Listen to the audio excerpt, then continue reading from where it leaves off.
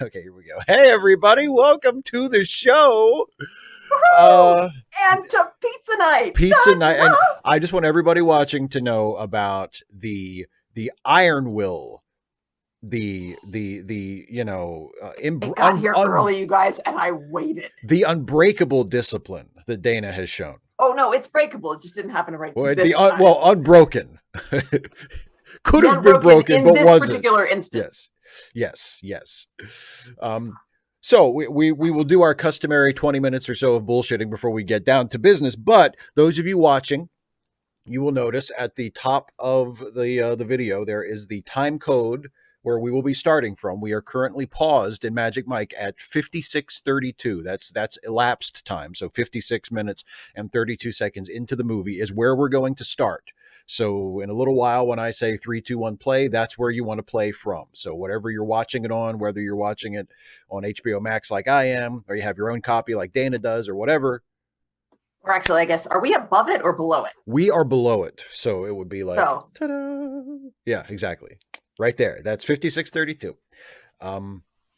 So that's where we'll start from. So now that we've gotten that out of the way, other than the fact that you have pizza, which I think we can all agree is good news, how are you, Dana? hang on. The answer is about to change.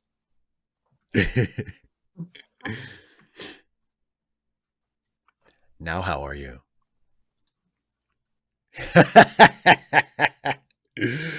So good, you guys. I just.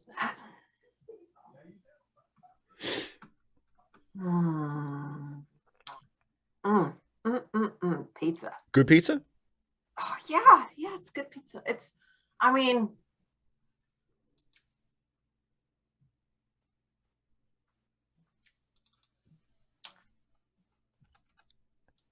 it's hard to have like. I mean, I guess, it's possible. I Corey, I will point out that John Schnatter is no longer affiliated with Papa John's. Yeah, Papa John was kicked out of Papa John's. Oh, hang on. Oh. Have a piece of pineapple stuck between my teeth. Oh my God. First freaking bite. I usually don't. There we go. Bye-bye. That's true. I've known you for a long time and you almost never do. I think that's like the first time I've ever experienced it. Usually it's celery. Celery, and of course I have celery a lot more often than I have pizza. But yeah, I can screw up pizza. I don't cook much, which is why I don't have much cooking skill. Mostly I just don't have patience. Like I'm not super easily distracted, but I'm somewhat easily distracted. And once I'm distracted, like that's where my mind is. Like yes. I don't go back and forth to the thing that I was thinking about. It's like I go from one thing to the next and it just goes forward from there. So yeah. If I'm cooking and then there's a point like where I have to boil something or bake something or, let something rest for like 20 minutes. And it's not like let something rest overnight. Right. I'm screwed. Well, that's why that's why you have to say I'm not nearly as easily distracted as you are, but I still have to set timers. You know what I mean? Like if I'm cooking something or in the process of preparing something and it's like you have to do this by this amount of time, mm-hmm. Like I have to set timers for myself or else, I can sometimes get away with that. But the problem is if I set a timer and like I set the timer on the microwave and then I get distracted and then something distracts me from I'm like, I'll just do this thing over here in the living room, which is adjacent to the kitchen. Right. And as I'm doing this thing over here in the living room, I'm like, you know what? There are just a couple of things that I need to like some clothes that I could fold and put away and put those in the bedroom. And in the bedroom, I can't hear the microwave timer because that's like the other end of the house. Ah, that's why I always use my phone and I have it on me at all times. That's right. And that's very useful when you have pockets. The patriarchy strikes again. Uh-huh. Damn. Uh-huh. See, Corey, I forgive you. I realize that like not everyone has my strength of purpose. It's okay. It's okay, man. Not everyone is as I strong totally as you. understand. This is interesting. Philip, hi. There's interesting discourse in the chat about whether or not the UK version of Papa John's has a link to the US version of Papa John's, and it's reminding me of well, I don't know. what's the is it Nestle, the candy company? There's a chocolate company that is, or no, I'm thinking of no, it's not the same company. It's Kit Kats. Kit Kats are basically the same product, but they're made by different companies in in North America and in Europe. Yeah. And I think in the United States it's Mars, and in Great Britain it's Nestle or vice versa, something like that. I don't know, but it's yeah. Yes, Snakebit Cat, Dana, you are burdened with glorious purpose. And glorious pizza. So they should have invited Loki to get shawarma with him at the end. I mean, I know he was the bad guy, but still. I mean, food makes just about everything better. Yeah, I would have improved his, did Thor ever invite Loki out for a sandwich? We could have avoided so much of this. Seriously. Like potluck dinners, man. Speaking of which, I have a potluck dessert gathering, I guess, coming up on Sunday. Oh, cool. Mm-hmm. We are having a flamingo. I have no idea what that is. It's where you hang out with a bunch of flamingos. Like the flamingos get together. It's a flamingo. Like at a zoo or something? No, at another flamingo's house. Obviously, Steve. Come on. So I don't know what I have you ever heard of flamingoing? No, not at all. Other than I've heard of flamingos as like I know that there's a bird called a flamingo. Okay. Do you know about flamingo lawn decorations? Yeah, the ones like, that you can just stab you stick it into the yard, yeah, and it just kind of stands like an ornament, yeah. Yes. Yeah. So, years, and it doesn't seem like that long, but years and years ago in our department, we had a one of the teachers had a flamingo lawn ornament. Okay. And we would have an annual get together. Nope, it was before that. I mean, we would have the annual get together, but somehow we got it into our heads. They got into their heads. This was when I was a relatively new teacher. That when we had our department meetings, we were going to meet in a different teacher's room in the department. Like you as the teacher would host the department meeting. Right, and it would kind of rotate. Like the department head would still be in charge of it, but we kind of rotate. You'd go, yeah. And you'd see, sort of there would be notes up on the board and different people would have different things on their wall. And so apparently like flamingoing lawns is a thing kind of like sporking. You know what sporking somebody's lawn is? No. Oh, is that where you just forking? Or sporking or forking lawns. You take like plastic cutlery silverware and you just and it's kind of like toilet papering, only the nice thing is it's not as difficult. It's not as difficult to clean up for. So it's a prank, but it's less of a nuisance, if that makes sense. Yeah. So you can also do that with plastic lawn flamingos. Lawn flamingos, and you just take like maybe a dozen of them and you do. So it's a way of pranking that person. So that's flamingoing. I can't imagine why I would want to do either one of those things, but what? I mean, it's still like, it's at least you're doing it's still a prank. Like it is. And I hate pranks. Pranks are my least favorite form of humor. Well, I guess at least they qualify as humor. Yeah.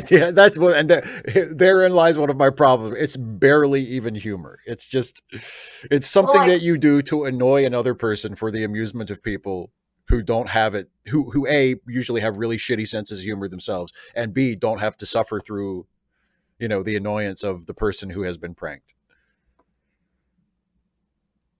Yeah, but that's I guess in a movie, it's fiction.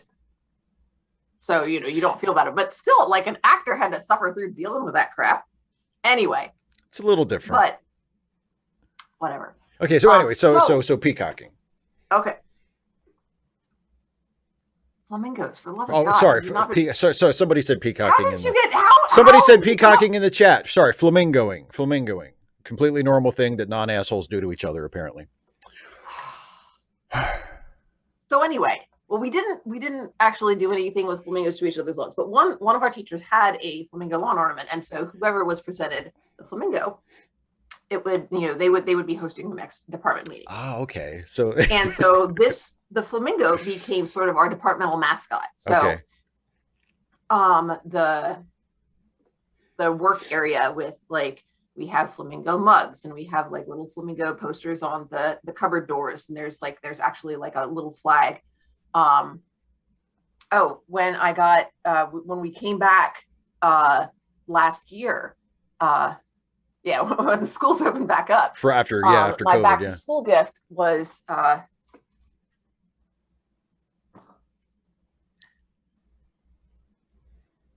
nope, this was my end of this school year gift, and it says, I hope you have a flamazing summer, and she did a little acronym because it's like English your thing. teachers, It's the department's and thing. we got she gave us candy, and she put it in this little I think this is supposed to be an ice cream cup, a flamingo but I cup. kept it, and she tucked that in there, and it's just really cute and sweet.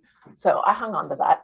And so we've had when we get together, I'm sure, let's see, last time we did something like that, I brought little plastic straws, but with the bendy straws, and they had little flamingo ornaments on them. Right. I've seen those. Yeah. Oh yeah. And so it's just stuff like that. So we're having a flamingo, and so we have two new teachers. Okay. And we're gonna get to meet them, and just sort of introduce each other at the beginning of the school year, and talk about which classes you have, and share ideas and things like that. So that sounds nice. That sounds much better than flamingoing someone's lawn. It's only like a dozen of them. Jeez. If anybody ever did that, getting egged. Yeah, well, I mean, whoa, jeez, by somebody passing in a car, like. So they egged you from out of the car. Person. Like, yeah. You were wearing a raincoat. You were like walking. Jeez, I've never heard of a person being egged. Yeah, that's like I've always I've heard of like houses, but I've heard of it happening to people, but they're like politicians, or you know what I mean. Like it's not just some random person walking down the street. Like it's someone who like that they deserve it. Yeah, that's like just like the. I guess it's better than getting like shot at or something. Well, yeah. Well, just like getting flamingoed is better than getting egged. Mm-hmm. Wow. So how has your week been? My week has been good. I've finished. How's today's video doing, by the way? It's doing pretty good. Today's I looked this morning, and I was like, why doesn't this have more comments already? Well, you may have looked. I'm getting my comment fixed vicariously. You may. It's gotten tons. It's gotten a ton of comments. I don't know how long it's been since you checked. Maybe everybody just left it. Or maybe I hadn't approved. There were. I don't know what time you checked, but there were a bunch that I hadn't approved. Oh, that's right. Yeah. No, that makes sense. That makes sense. You were busy because you were writing. That's right. I did. I finished my script for Monday, and next Wednesday, a week from today, is going to be another Batman video, another best Batman ever video. And so after I finished my script for Monday, I started reading the comics that I'm going to talk about in that video. So I have a couple. I haven't read them all yet, but I think I have 2 left to read. I have 2 more comments left to read of the many that I've already read and approved. Yeah. Well, I said, one day, Stephen Clay Shives. But anyway, I said comics, by the way, not comments, for my Batman video. That's right. No, I was thinking about I'm still. Yeah, you're still stuck on the comment wildly jealous of all your comments. I love how important getting comments is to you. It's because to me, it's like if there are, and because I've curated it so strongly, deliberately for the last few, like my comment sections are usually really good. Yes. Like there's not a lot of toxicity in there because most of the shitty people just don't come around anymore or have been banned. So it's not, it's not like I'm not that way about it, but there are times when I think like if I didn't think it would hurt my numbers or hurt my, my engagement with my Mm-hmm. videos, that I would just turn comments off on everything. Like I don't care. But Care. People say interesting things, and it's they cool. do. There is. Yeah. Like I say, I'm not trying to like slag off my commenters because they do. And the other thing is, I wouldn't be able to do the comment response videos for the Star Trek videos that I do every couple of months, which are genuinely a lot of fun to do. But I'm just saying there are times, you know what I mean? Like there are certain, You get like so many comments that it's actually work to go well, no, through all of it. it's comments from people. Like I said, most of the comments I get nowadays are great, but the comments from people who have missed the point of the video or are complaining about something that you talk about in the video that they must have just missed, or they commented before you got there or whatever, or in today's video, because and I knew I knew I was kicking a little bit of a hornet's nest because I talked a little bit of shit about the invented profanity in Firefly and how Gasp. yeah, which I maintain is dumb and they shouldn't have done. But anyway, Wah, wah, wah. yeah, I know. We've been over it and over it. But anyway, but I mentioned it. I called it like I called it when we were watching the show for this stream. I said it's baby talk. They make them say baby talk, and a bunch of people were like, "It's not baby talk. It's Chinese."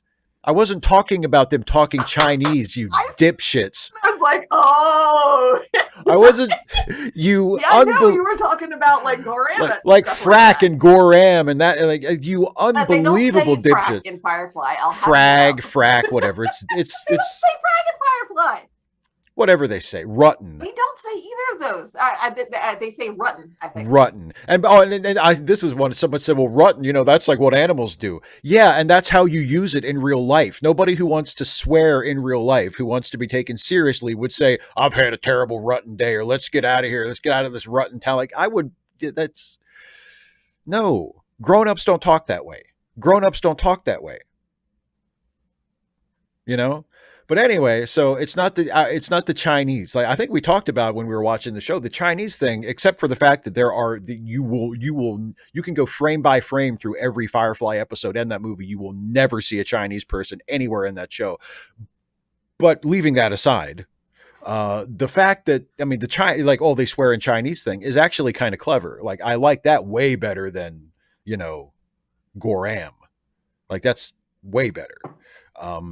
But you know, so that's not what I'm talking about. I'm talking about I see the other thing that I would say about that is I think the words that they used, the made up words that they used, give it that Westerny feel while still keeping it completely understandable. Like if you changed any words that like actually like meant something that you needed to understand what the word meant, like the whole thing about profanity is that it's just profanity. It doesn't have a specific meaning, but it's flavor.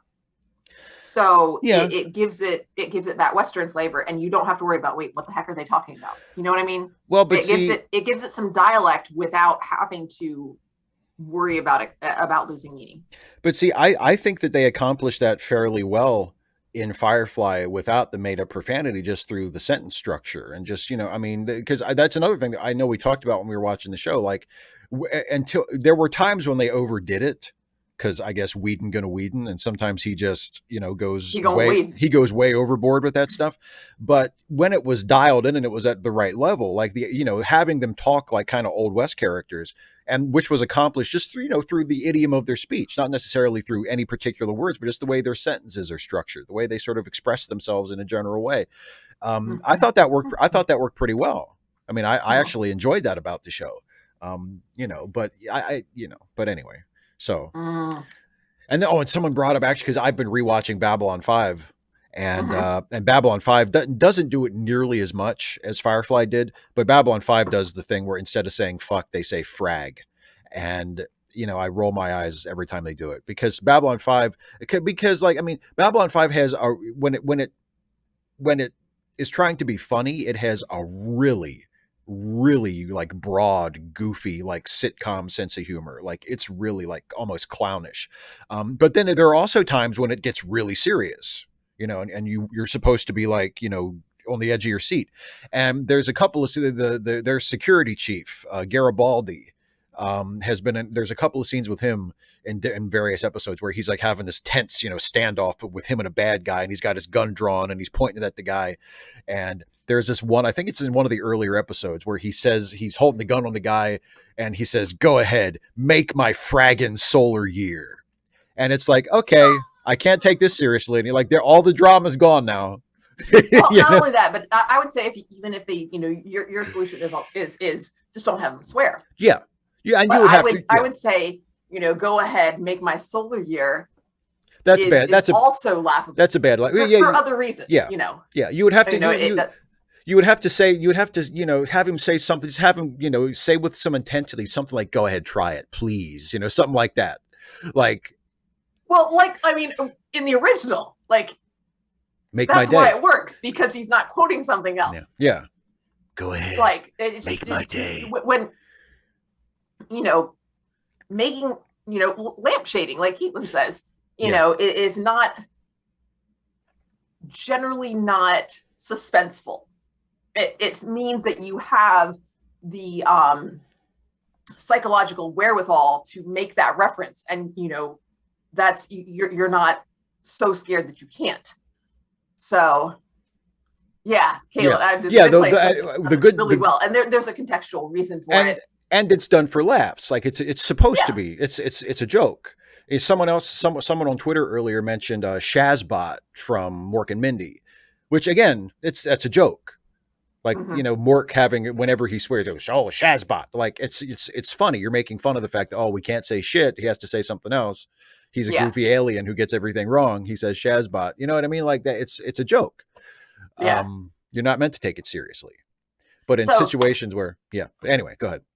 Two things. Please. So I went to a book group today at the library. Yeah. It was so much fun. And it was fun because there was no reading assignment. And because I checked to make sure, I'm like, I don't see what we're reading. But essentially, there were just a few of us, and we just got together and we said, "Here's what I'm reading. What are you reading?" We talked about what we were reading, why we chose to read, and what we were thinking about it. And so I, had a different, bunch of book recommendations that I put in my phone. And we just talked about books and writing. And that was actually something that came up, was the use of profanity, because I referenced Minority Report, and how that's one of the things that I talk about with students, is that since it's PG-13, they have the option to use one F-bomb, exactly one. They don't have to. You don't have to. You can have a PG-13 movie without it. And so, I talk about that with my students and say, they don't have to. They made the choice to. Did it make the movie a better movie, or would it have been better if they'd done something differently? Right. Did they put it in the right place, or they should? Because that's another thing. You have to. Are we going to use it or not? And if we're going to use it, where are we going to put it? You have to be strategic. And so we have conversations about that. So it's just really interesting to think about why, in terms of a created work, creators make those choices.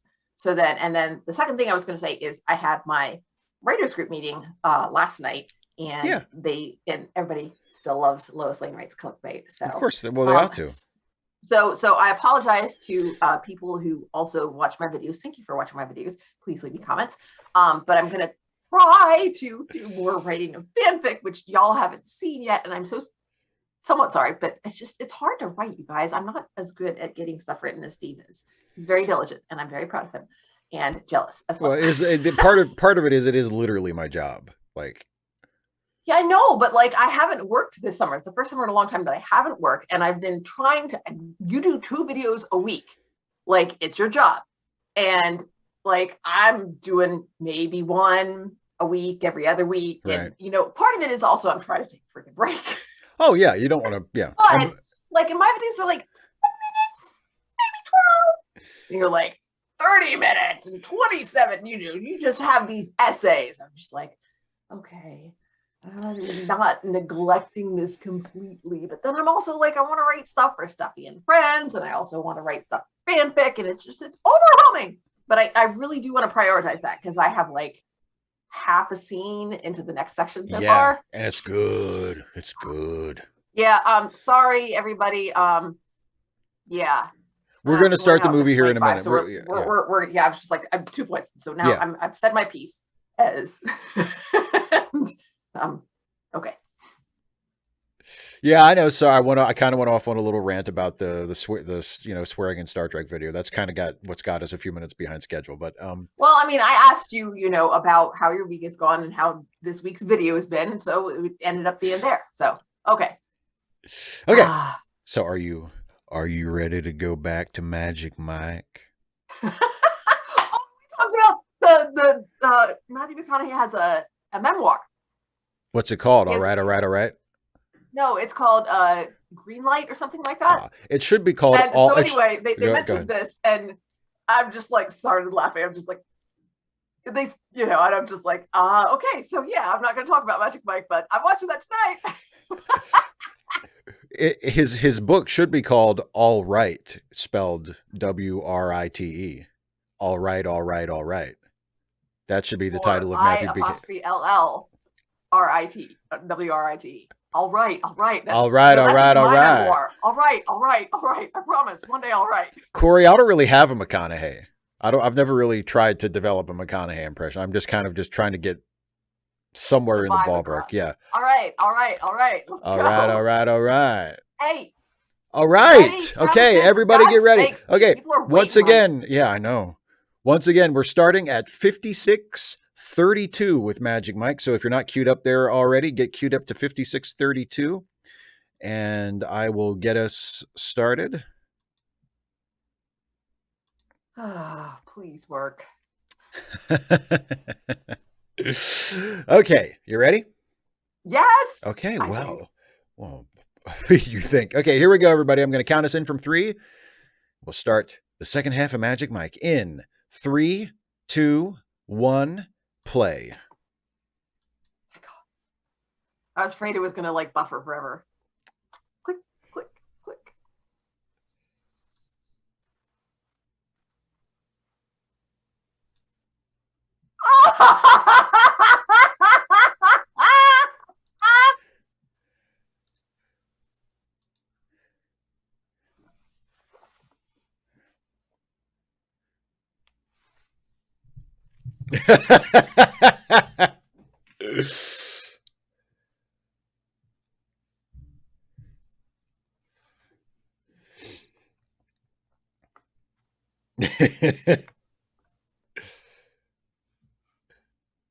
Yeah, Caitlin, that's perfectly fine.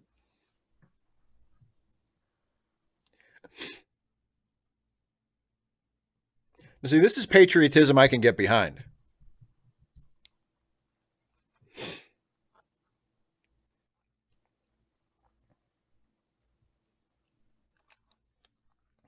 So is this what got Channing Tatum cast in the G.I. Joe movie? I cast him.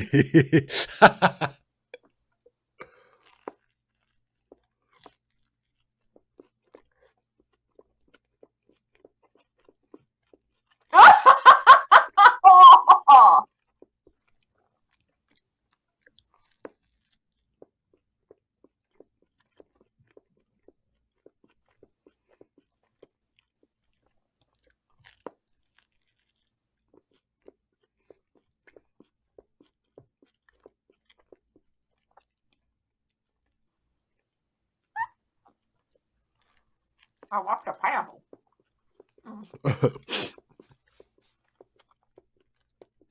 Whoops. I hope that doesn't stain.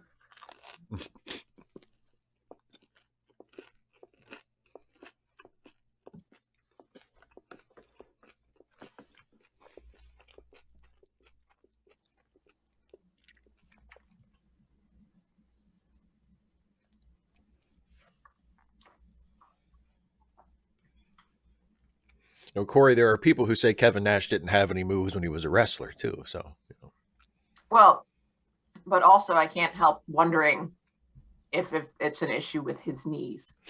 Oh, I think he does in real life have really bad knees. I mean, maybe they just decided to work that in.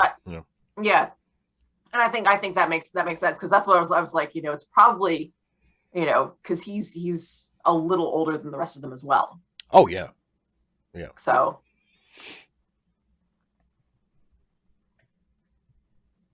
it was interesting because they were all marching in time. They were all on different legs. That's why I started laughing. Yeah.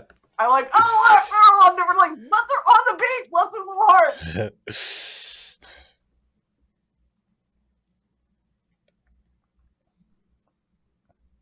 Caitlin, yep.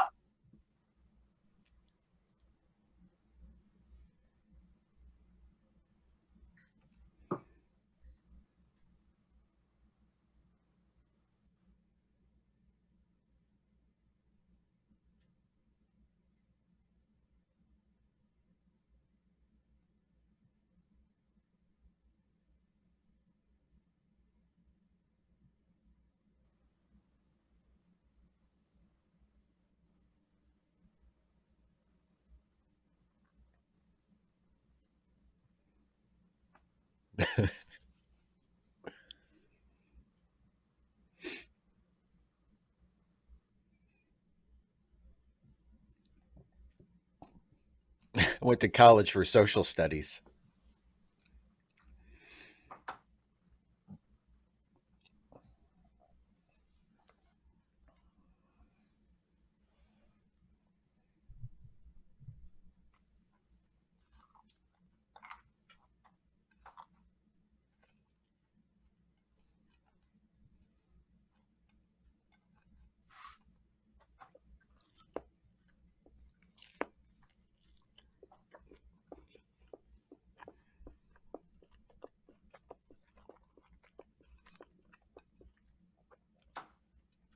You'd be surprised.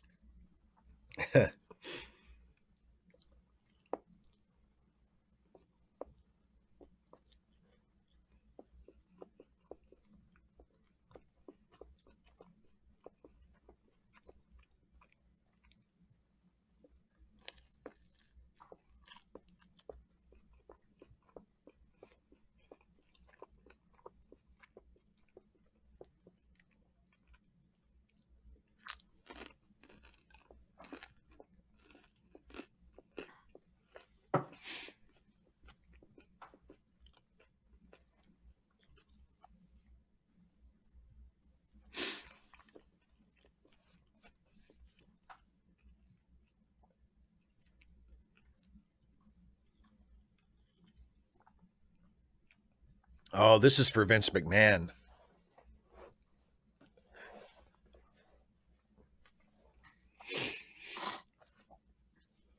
That's not.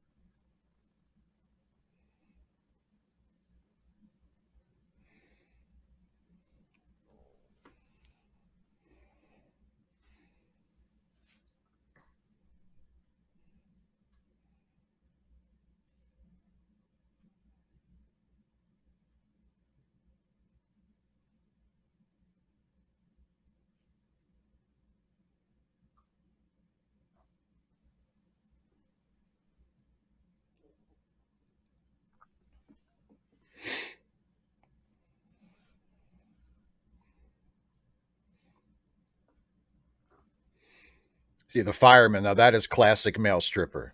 Oh yeah. I'm glad that they're going back. They I don't. mean, going back. I mean, it's like you watch like That whenever implies that there was ever a time when that was not used. He's gonna tombstone her. That's a standby. But I'm just saying, like I know they like to be creative and stuff, but whenever a male stripper shows up, whenever a male stripper shows up in like a sitcom, they're always like a cop or a firefighter. It's nice to see.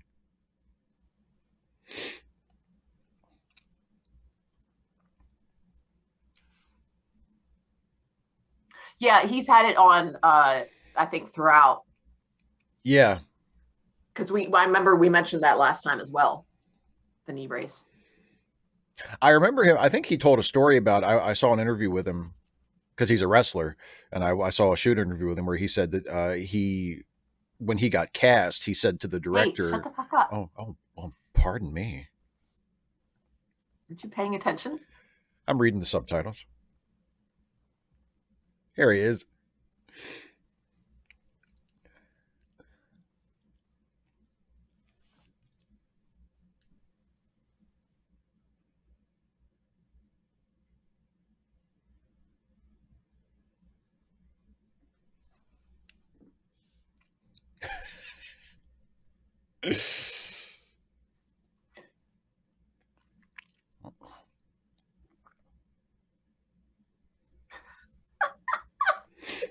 So-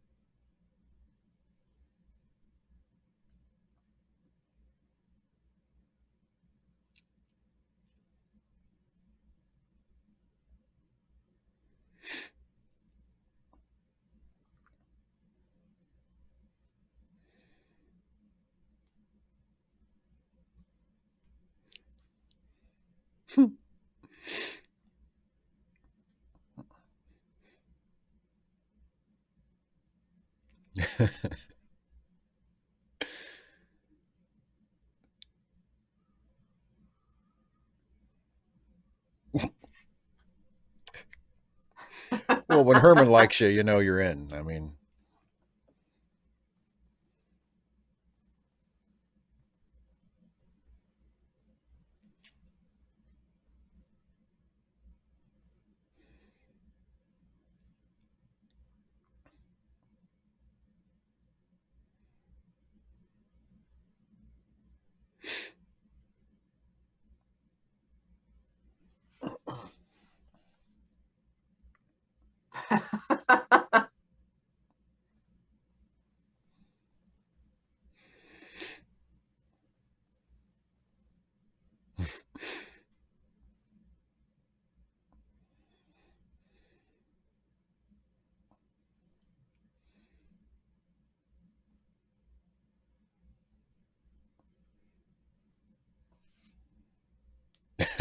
Caitlin, who wants to bet it's the same pill regardless of what you answer? Exactly. Hey, this angel looks an awful lot like the demon. Hey, Sarah.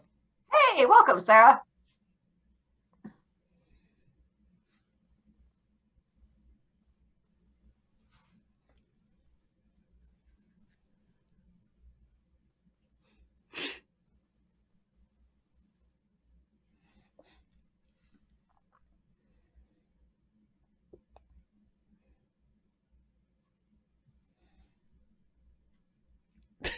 I swear.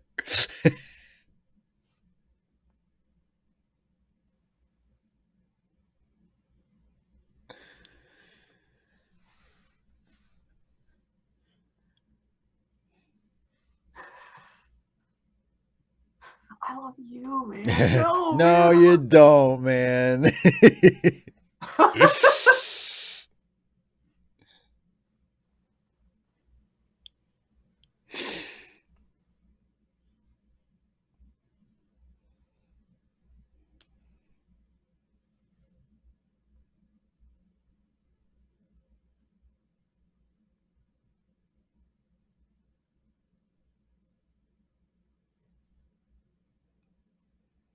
Oh, Shania, thank you very much. That's nice to hear. I'm glad I can help.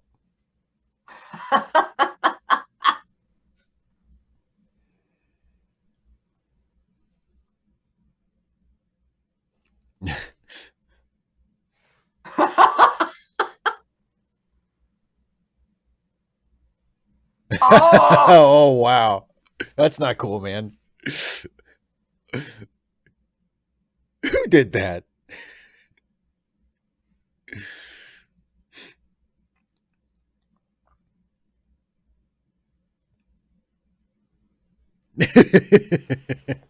It's French. It's entrepreneur, actually.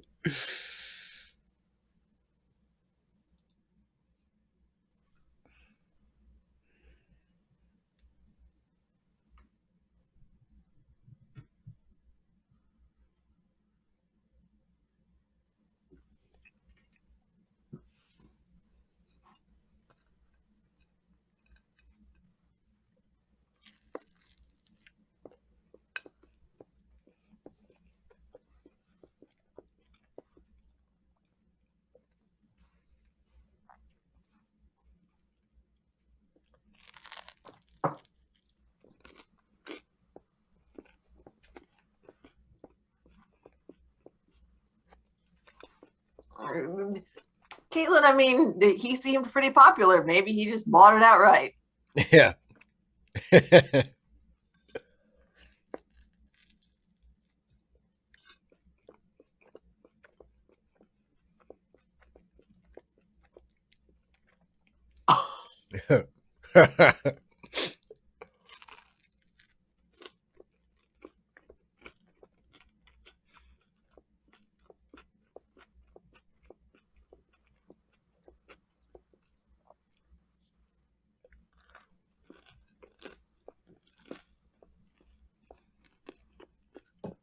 I just disapprove thoroughly.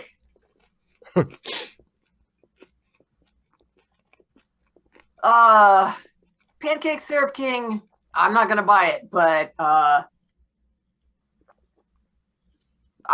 won't turn it down if someone offers me one. Not your drink of In a choice. legal situation. If I'm at school and somebody offers me one of those, I'm calling the office. Mandated reporter. Heck yeah.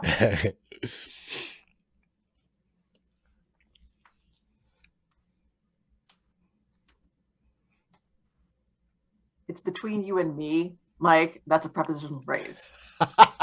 He obviously doesn't have a It's the thing for object English case. teachers.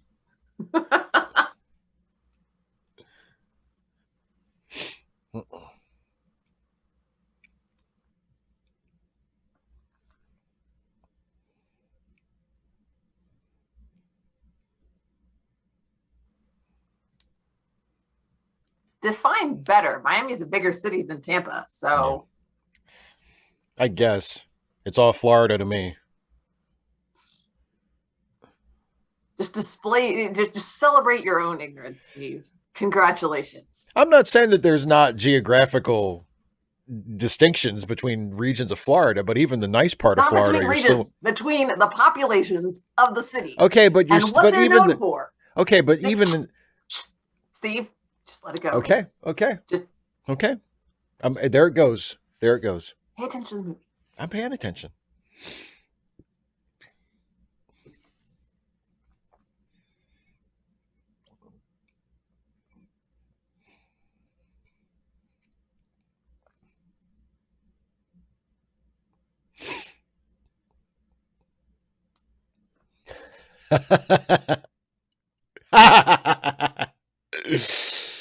Oh, it's funny.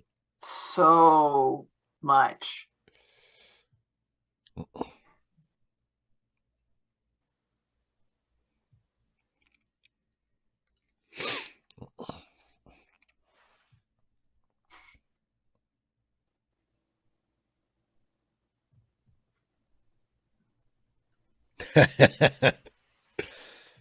Now this is a classic.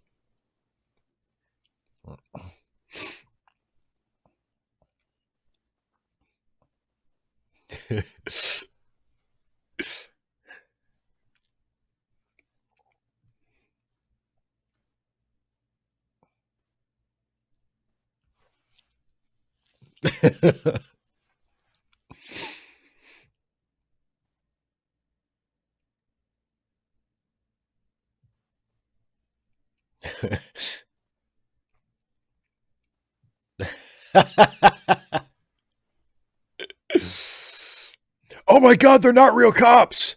Are they?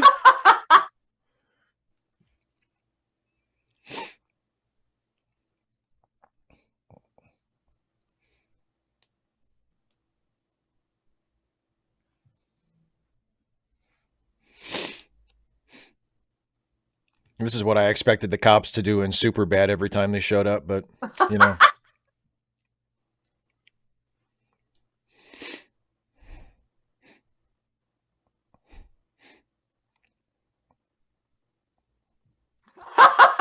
I love that shot. The guys.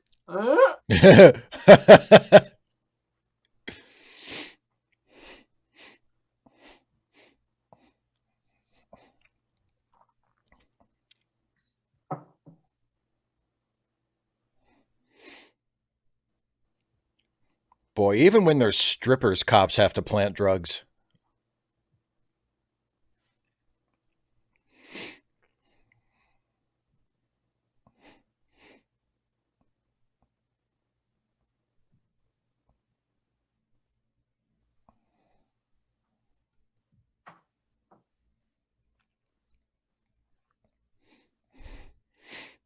Exactly, Caitlin. Trouble. With a capital T and that rhymes with P and that stands for pills.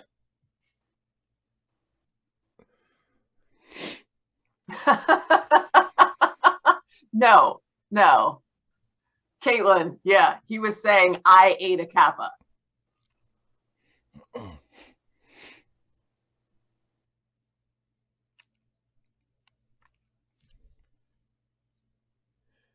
I sold some ecstasy to your chick. Dude. Ooh. Oh, yeah.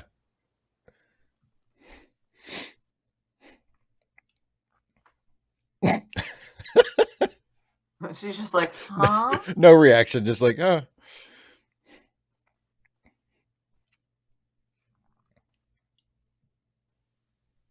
Yeah, yeah. Fuck with me. Fuck with me.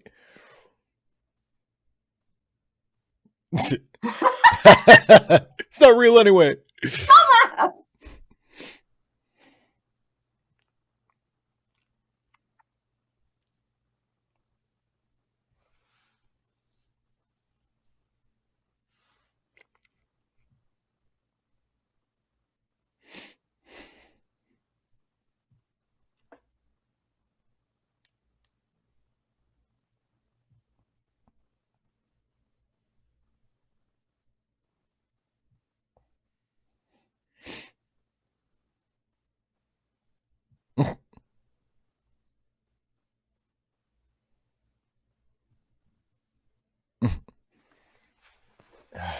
Jesus Christ.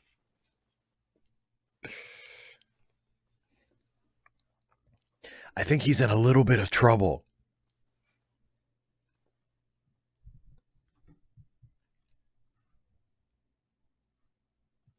Caitlin, no, you're right.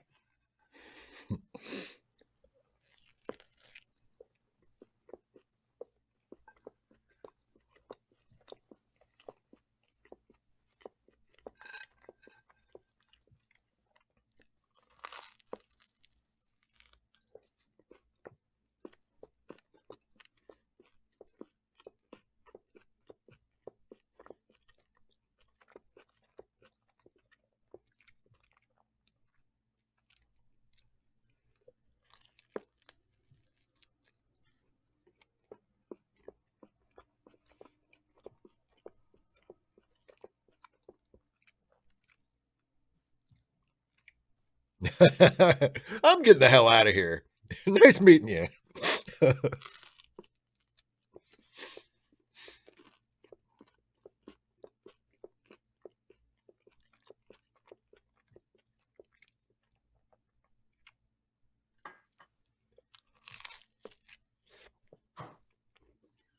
Ryan.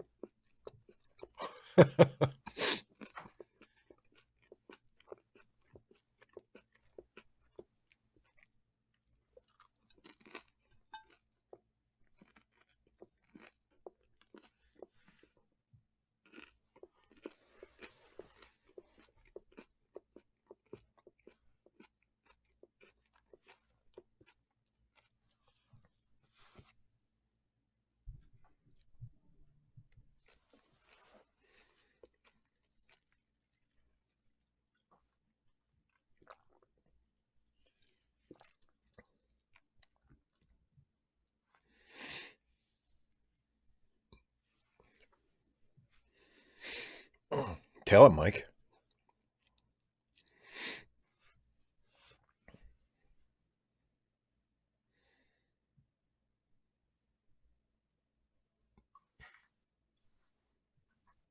They say your hearing's the third thing to go.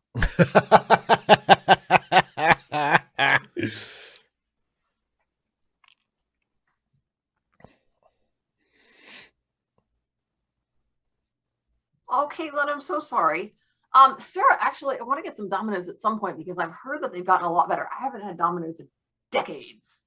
So, actually, I don't know if I've ever had Domino's. I think I have. Like You've never had Domino's ever?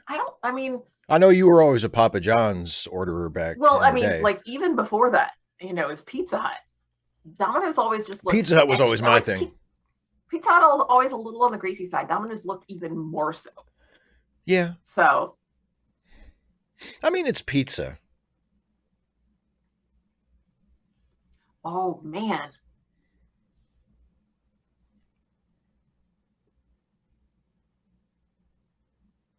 No, it's just gone. It's I didn't gone. sell them all. It's just gone.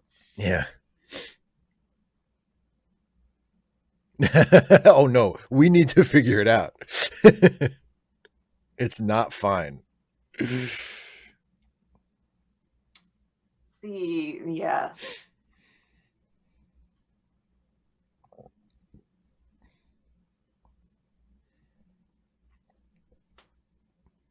Oh, that's rich coming from you. Yeah, I know. And the cut, he comes right out with the cut to him coming out in a fucking cowboy outfit. Get some fresher shit.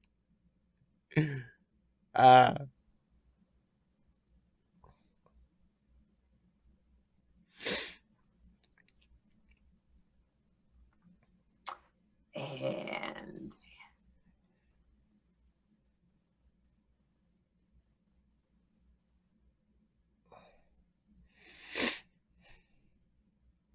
boy, I'm getting dizzy just watching that.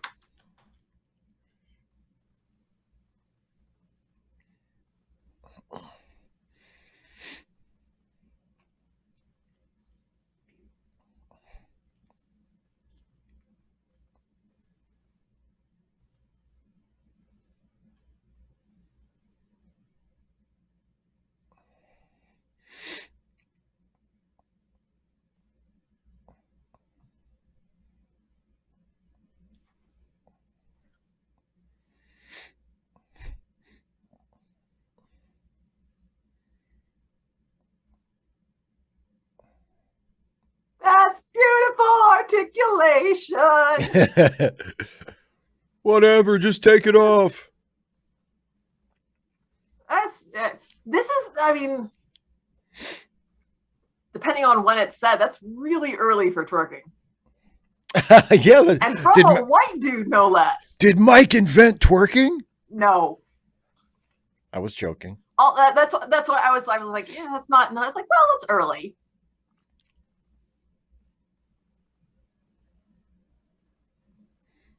I see. That's what I'm saying. Pockets are where it's at. You need him.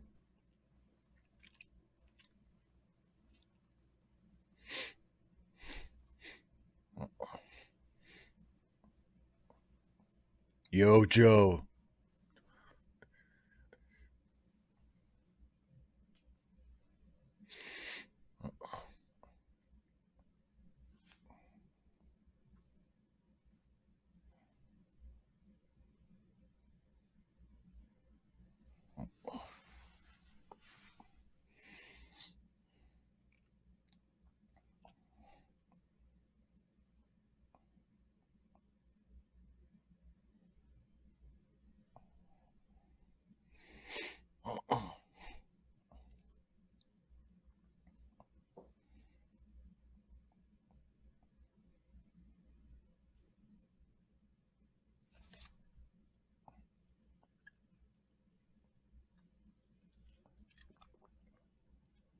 And the trouble increases.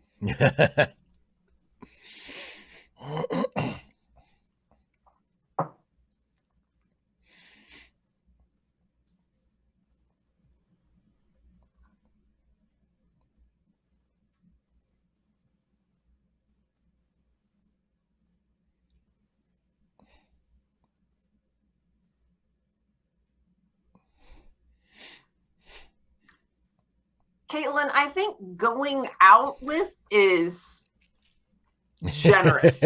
Is he her boyfriend? Are they going to get married? Are they going steady? Are they going steady?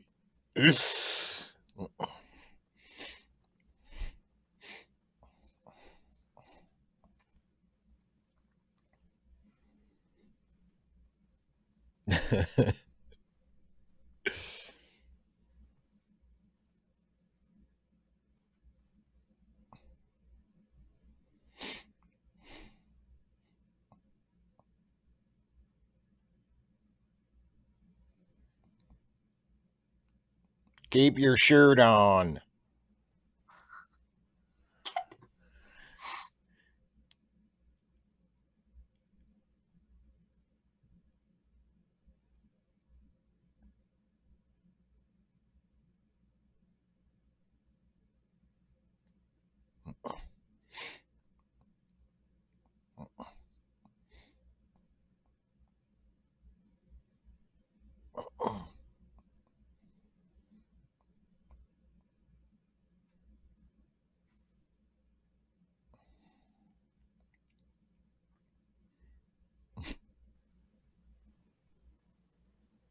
Get away from him, you pig.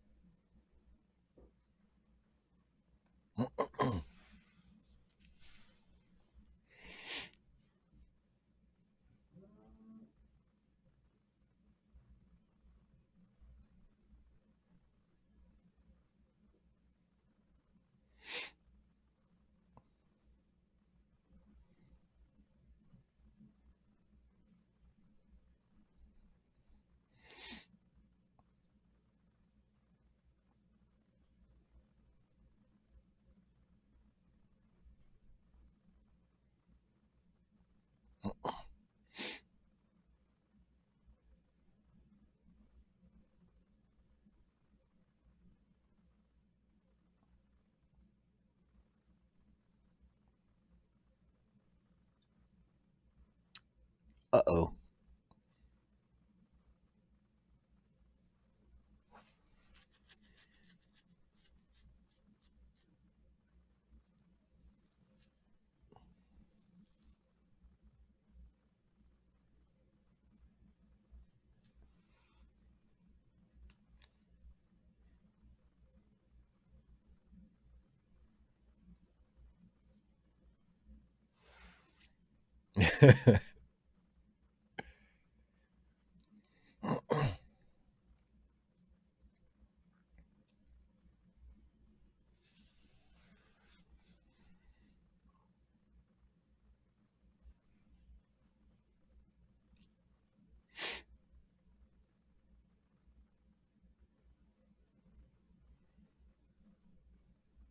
Whew. Jesus.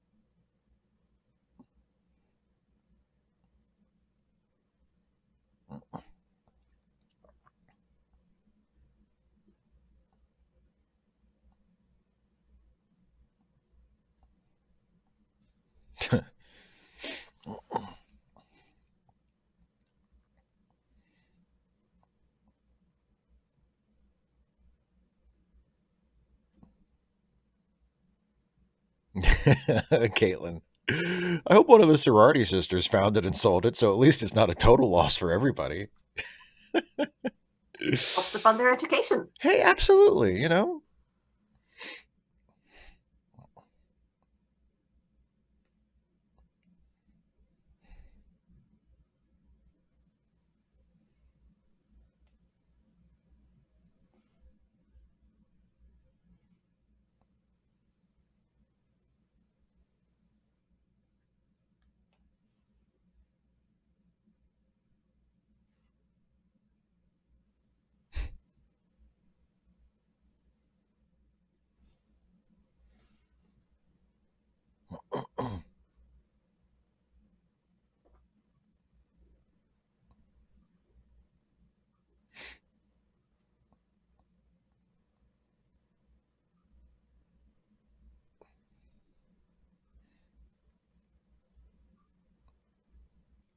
No, I said a lot yesterday. That was enough. That was all I had to say.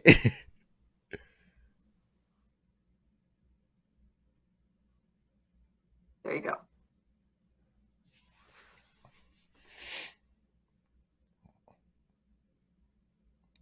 Basically.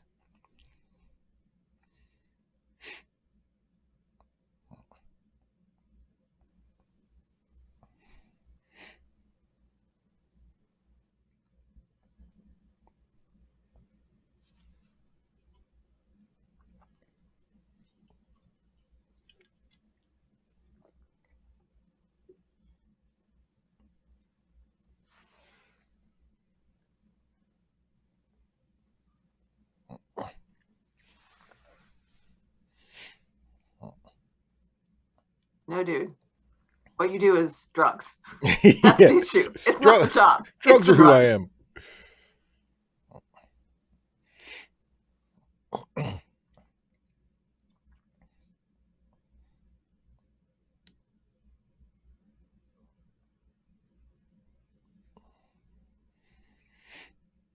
You've been hustling, Yeah. just like Adam was.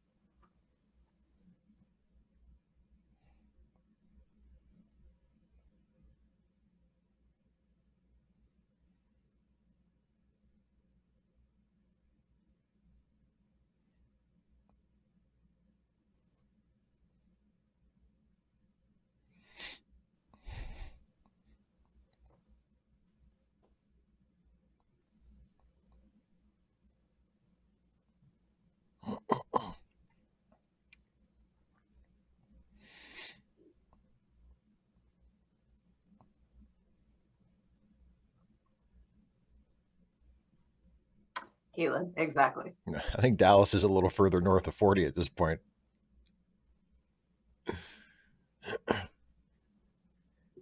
Well, yeah, but that means he was That's 40 at yeah, some point. that's true.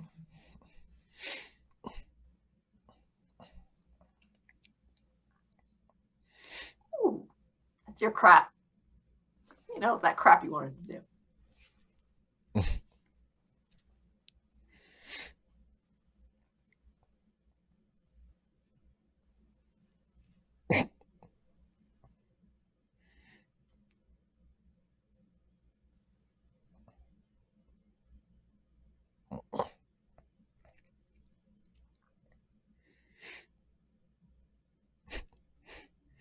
You're Look at me now. I'm a drug you're addicted living on male somebody stripper. else's couch instead of your sister's. A drug addicted male stripper who owed gangsters I $10,000 don't as of know a if he's few hours addicted. I don't ago. think that's clear.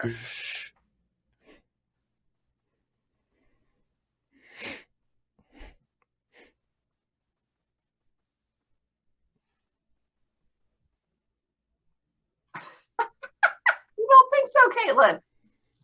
I don't think anybody believes it. Yeah, Shit, I I don't. don't think Yeah, Adam believes it. Mike ain't getting that money back.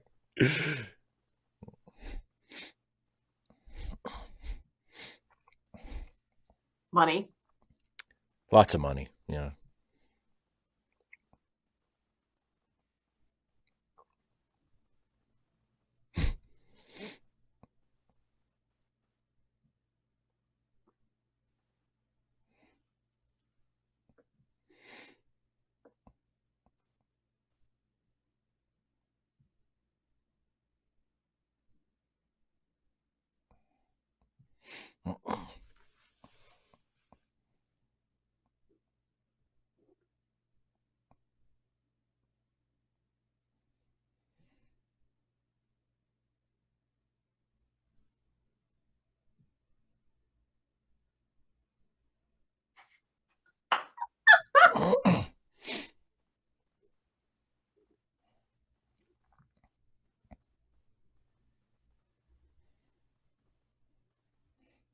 Well, Steve, you should be watching the movie. Exactly. That's the whole point. It's a good movie. That's why we ain't talking much.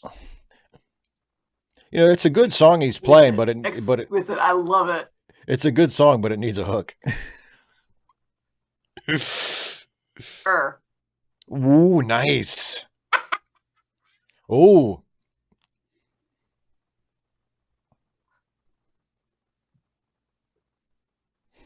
I love how he gives a little dismissive wave after he smashes the guitar. Like, get That's it out of not what I want. here.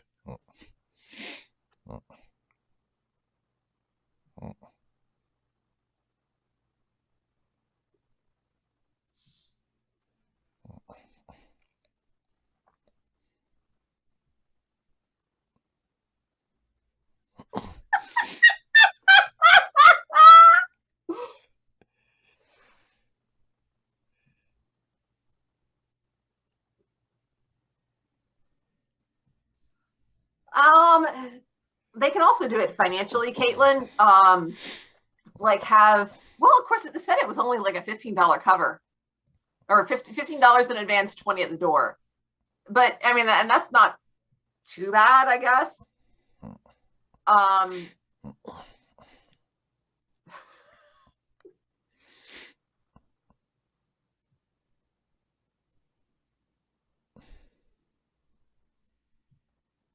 Um, but possibly like if the cover had been higher, and then like if you, I mean, they do ladies' nights, and so that'll skew it.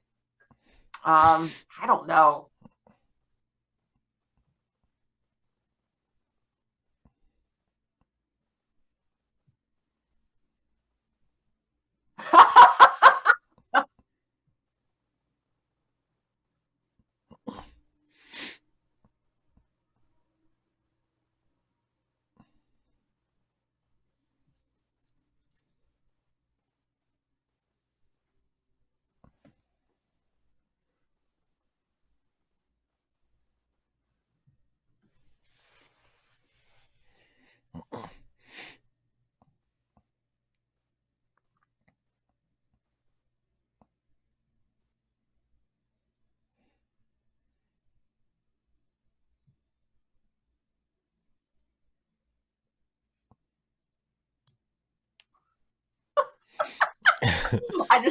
I am a golden I was god. just thinking the same thing. I was just thinking the same thing.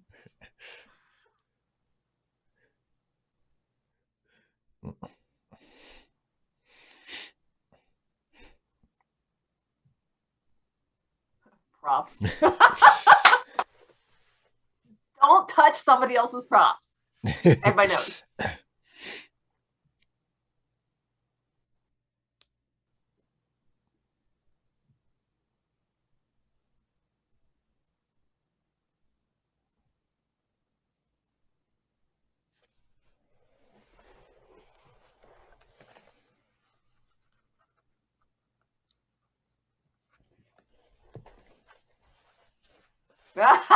You waited right till right and then.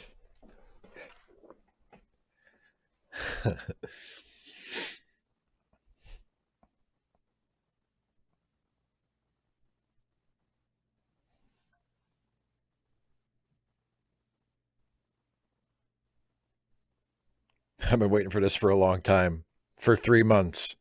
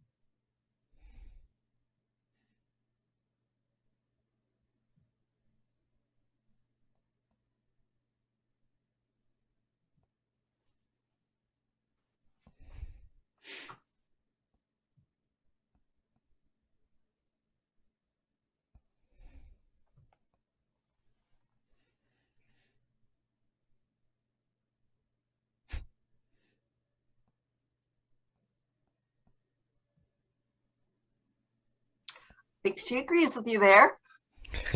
You do need a new plan. You've needed a new one for a while, but now you really need one. Yeah.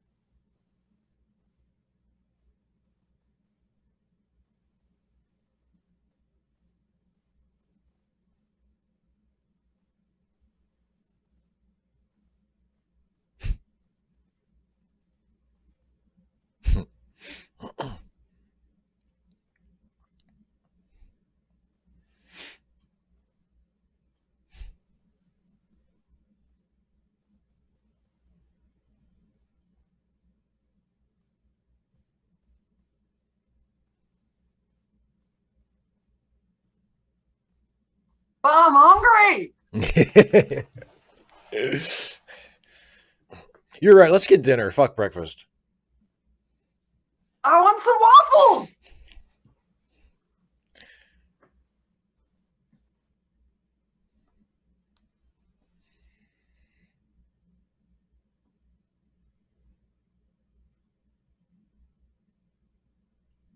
Ah, that's good. And there we have it. That no post credit scene. I don't know. It's been You don't even know. no. I haven't watched this in ages. I don't know if I've watched it since it was in the theaters. Well, that was I that. know. Oh man, waffles. I'm so glad that I had some pizza before that last scene. I mean, really, come on, who doesn't? Well, that was really Monsters. good. That's who doesn't like waffles. Monster. Yeah, come on. It's a waffle. What's wrong with a waffle? How can people? I guess. Well, nope, not even that. I was going to say maybe somebody who's like gluten intolerant. They can't have waffles. But I was like, no, they have gluten-free waffles. Yeah, so you are without excuse. There's no excuse. Waffle haters, Like you are without fluffy, excuse. Buttery, syrup-covered deliciousness of waffles. And you know what's so great about waffles? Syrup pockets. Did you read my fucking mind? That's No, literally. I like syrup pockets. Everybody knows. That's what's great about waffles, I was gonna. right? I was Like, gonna. I was gonna tie it back Everybody knows together. I was gonna tie it back together with what we were talking about earlier about how yeah, with the pockets. importance of pockets. Right. Yeah, that's Okay, their so pancake. Their I think pancake. you just did though. Well, they're pancakes, but they have pockets. Yeah, that's all. That's what I was going for. Well, you went there. And so we've been there and it's done. Okay, so that's Magic Mike, everybody. So I thought it was terrific. yay! I thought it was terrific. I loved how the ending was not what necessary, like, and I don't mean just the ending, like the final scene, but like that, the closing moments between the two of them. Like, it's not necessarily anything that you would have expected, but it's completely natural. And it's like, and it feels like, I don't know. I mean, I don't know. I didn't really, I don't know what the writing process was like, but just having written stuff myself before, it feels like the kind of thing where it it may not have even necessarily been the point to which the screenwriter was consciously working towards, but once you get there, that's the ending. You know what I mean? It feels like that. It feels like you write that line, you get to that moment of, well, gee, they don't open until 6. You know what I mean? And then, well, what are we going to do for 7 hours? And you get to that point and you're like, that's it. That's the ending. You know what I mean? Button. Like it doesn't get any better than that. And yeah, so I really liked it. I liked that it, I mean, I guess I don't know. Maybe people made this comparison at the time, but it reminds me a little bit of Boogie Nights in the sense that it takes place in sort of the environment of, I mean, in this case of like male strippers, but it's not really about that. That's just sort of the milieu, just like Boogie Nights isn't really about porn. It just happens to take place in that world. Yeah, and you haven't. I think Rounders might be on our list. Yeah, and which I haven't seen. Yeah, it's the same thing. It's not about poker and the sort of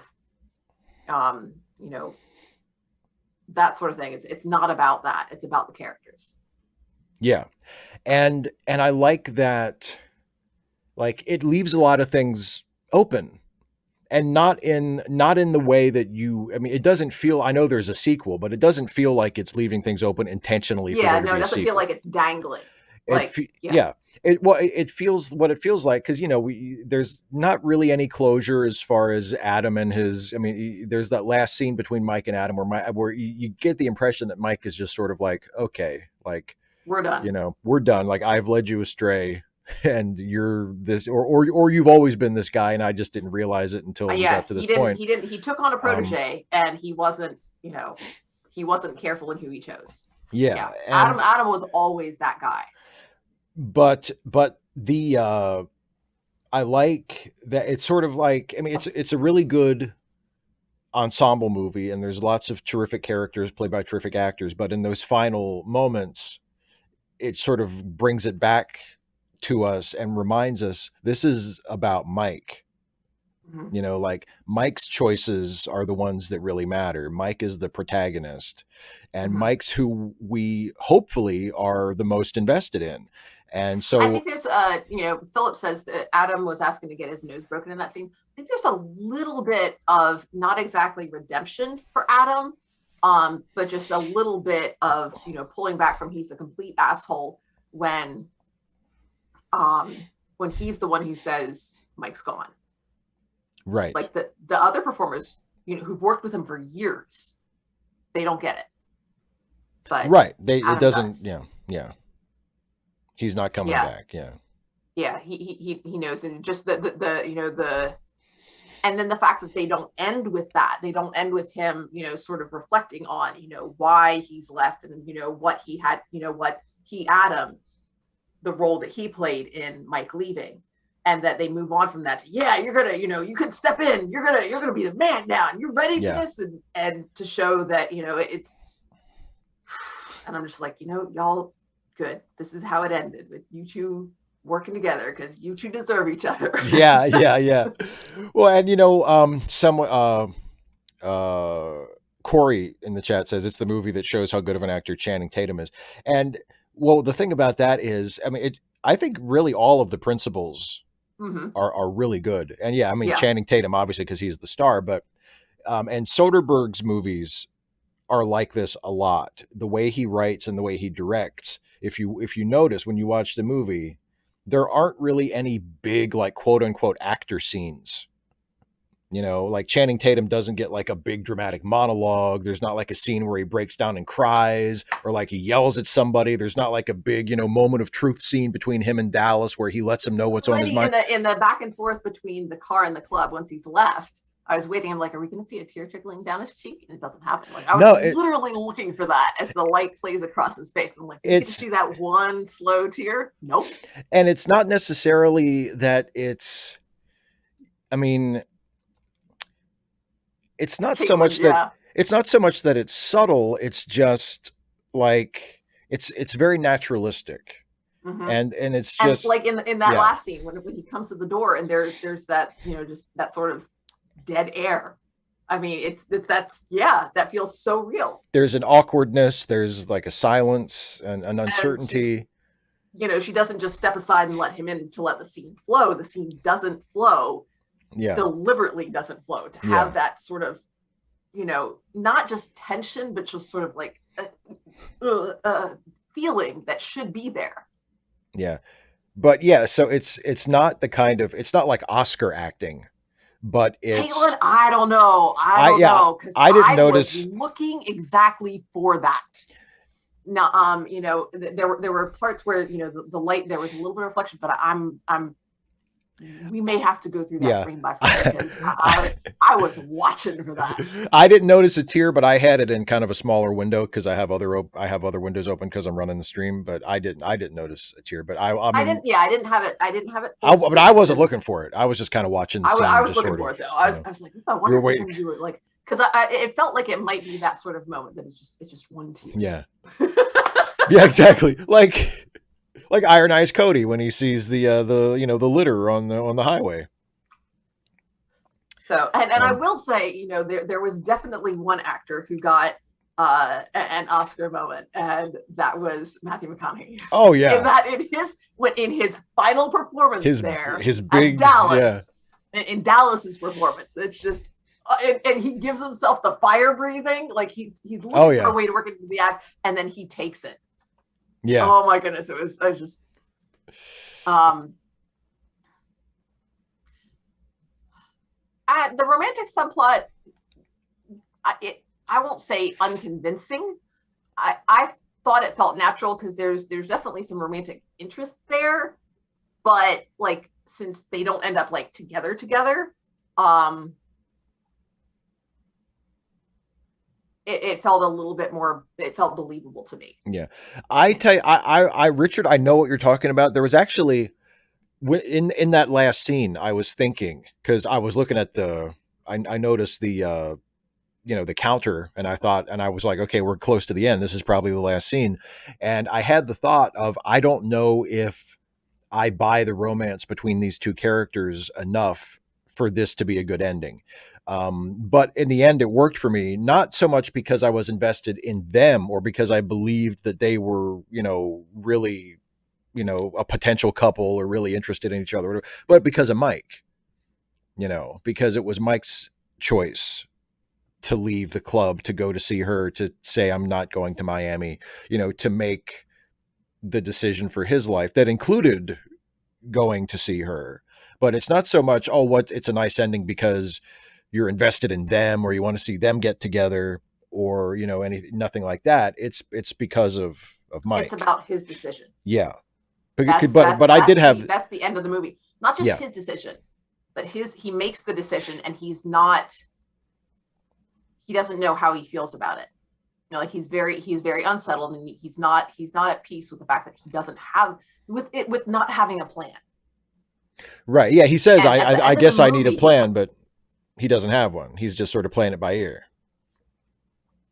But he's not playing it by ear. He's not playing it. He doesn't know what comes next. He's not okay with that. And in that scene, he becomes okay with not having a plan and not knowing what to do. And he's always been the guy with the plan, the guy with his head on straight, the guy who knows what's going on. And he is coming to terms with the fact that that's not always the way life works. Yeah. Life, you get curveballs sometimes. And, because when she said that a bit about him being 30, and it just hit me now. I was trying to remember back being 30. And then when I said about, life throws you curveballs sometimes, I'm like, oh yeah, mine wasn't when I was 30. It was when I was 32. So, that's when I got diagnosed with cancer again. Yeah. Yeah. Which in fairness really wasn't that much of a curveball, but for most people it would have been. For me, it was like, it wasn't a big, it wasn't like late stage or anything. Yeah, it was caught really early. So it ended up not being as big of a deal. But maybe it wasn't a curveball, but it wasn't exactly the pitch you were waiting for either. Yeah. But I was trying to think back, I had been teaching for just a few years, but I was very much in a different place from Mike because, I had sort of, if it had been 5 years previously when I wasn't sure if I wanted to teach, then it would have been much bigger. So I've been where he has, but not at the same time. But, he's been doing this for years. For a long time. It's well, for me right now, it's reminding me of my brother. Yes. Who is looking at a career change when he thought he was going to be doing one thing for a long time. And, no, Richard, I thought he was just saying he just did it. He wasn't doing it for Adam, but more in the sense of just that he wanted out. Yeah. He was, getting away from all of that. I will say. Well, and also I think part of that is also that Mike, like throughout the movie, we see that Mike is a stand-up guy. Mm-hmm. That's one of the things that I like about his character. And I think it's one of the sort of the points of his character is that, he's for everything else you can say about him and for, he's a stripper and he, blah, blah, blah. And he has this sort of this somewhat eccentric dream of making furniture and all this stuff. He's a stand-up guy. He tries to do right by people. He tries to do the right thing, and him paying off Adam's debt, it wasn't so much he wanted to do a favor for Adam or he wanted to do, to impress Brooke or whatever. It was, he had the ability to do it and it was the right thing to do. And that's why it was like he could help him. Yeah. Or not even help him because bail him out. Save him. Yeah. And there's not really any way to do that. Yeah. And and especially like when he finds out about Adam getting equity, and I'm like, do you have it in writing? Good luck with that.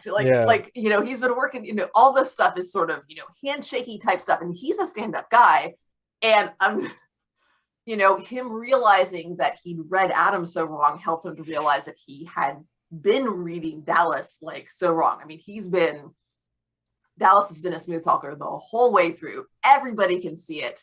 And it's not, I mean, everybody to some degree knows it, just like that's just who Dallas is. You don't take his promises seriously. Right. It's your responsibility, except for Mike, who's like counting on him. And but you do get the sense that it's not like everybody, like I don't think any of the other guys realized that Mike was so serious about that. You know what I mean? Yeah. Just like, what? Well, because they're not like laughing at him about it. About he actually believes this nonsense. They're just kind of going with the flow. Exactly. The rest of them aren't planning ahead like Mike is. The rest of them are just enjoying what they have now, and they're very much living in the moment. Yeah. Yeah.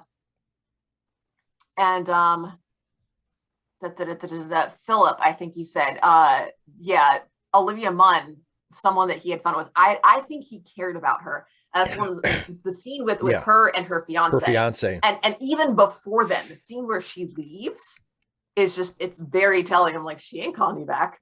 Yeah. Like, she is done. I'm like, it's so subtle, but I'm like, she's done. She's out. She is leaving because gosh, I can't remember because she says, you're asking a lot of questions. And I'm like, yep.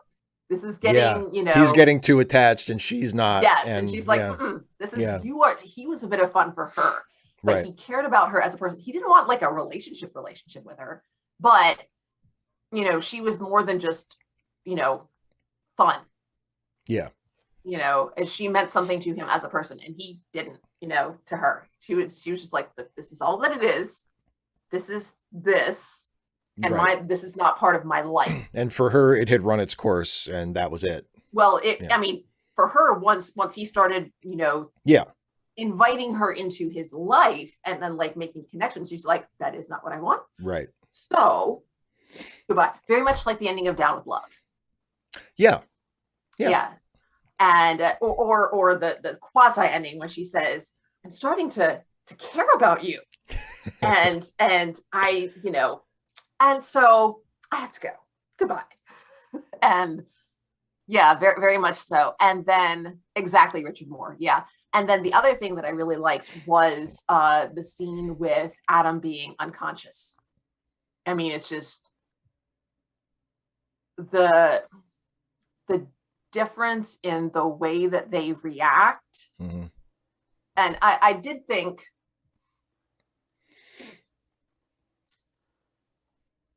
well, I'll get to that. I hope. Okay. Maybe I'll just forget it. I don't know. But the way that, I mean, she flips out. Yeah. And she's a nurse. So she should, and I potentially she does realize that Mike is right and Adam's actually physically okay. But of course, when she says he's not okay, she's not talking about like that he hasn't overdosed and he's just out cold. He's not okay. She means he's not okay in his life. Like he is, Yes. He in general is not okay. He hasn't been okay. Yeah. Like since before Mike met him. But because of his involvement with Mike and Mike's proximity to other people who have not prevented him from being less okay the way that she has. She's been mothering him and parenting him. And, making it more difficult for him to continue downward. Yes. Right. And, she's taken responsibility for him. Like a nurse's assistant then. Yeah. Yeah. Something like a nurse's aide or something. But yeah, I mean, at the same time. But in the medical. I get the idea that, she's done this enough of, I mean, it's steady for her. It's not something she's just started. Yeah. So she has, a little bit of experience. And so maybe she doesn't like have the medical training to know that he actually is okay. But Richard, I would say kind of the opposite of enabling him. She's been encouraging him. But at the same time, when he doesn't live with her anymore, what he says to Mike is that, he's got his freedom now and he's, staying at Nora's house, who is, a regular drug user. Yeah. And it's going to really enable him, we would imagine. Yeah. Exactly. And and he sees that as freedom. because he doesn't have his sister, sort of nagging him about getting a decent job and taking Yeah. care of himself and things like that. And it's not, it's difficult to believe that it's going to go well for him. And so she's freaking out about that. And Mike has seen this, he, has no medical training or expertise, but he's, been around people who use drugs, and, sometimes you need to sleep it off. And so he's breathing. He's, fine. He's going to be okay. Right. It's not as serious as. Yeah. But. Or not as serious in the moment anyway. I mean, it's indicative of a serious don't, problem, but it's not. Yeah. And because he doesn't see it as a serious problem. And, it, especially given Adam's former behavior and things like that, it's much more because Mike has been able to sort of compartmentalize and deal with it. And, I mean, he's sleeping it off too, but he's able to hear the door, get up, and, sort of blow through it. And he's able to function. And, which makes me think to Leverage and main character, Nathan Ford. Nathan Ford saying, Nate, yeah. I'm a functioning alcoholic. Let's focus on the functioning part of right. And yeah, exactly, Corey. However serious that might be, I mean, she seems like a kind of whatever kind of person.